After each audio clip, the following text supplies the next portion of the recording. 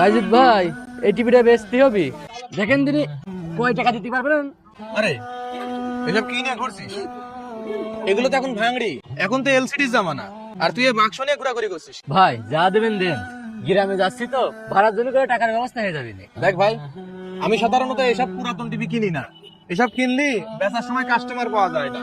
এখন যেহেতু তুমি তোমার অসুবিধার কথা বলছো, আমি তোমার এর জন্য 800 টাকা দিতে পারবো। ভাই 1000 টাকা বুঝাই দেন না, রাস্তায় কিছু খাওয়া দাওয়া করতে পারবো না। এই নে 1000 টাকা। শুক্রিয়া ভাই। আরে এই জিনিসটা সরাই রাখ। বাবা এই টিভি কি বিক্রি হবে? বলে পরে আমাকে দিয়ে দাও, আমরা নিয়ে যাই। হ্যাঁ চাচা, টিভি বিক্রির জন্যই আছে, কিন্তু একটা কথা বলেন তিনি, আপনি এত অস্থির হচ্ছেন কি কারণে? এই বাক্স টিভি নেওয়ার জন্য? এখন তো এলসিডির জামানা। বাবা এটা বাক্স হতে পারে তোমার কাছে, আমার বাড়িতে এই বাক্সও নেই।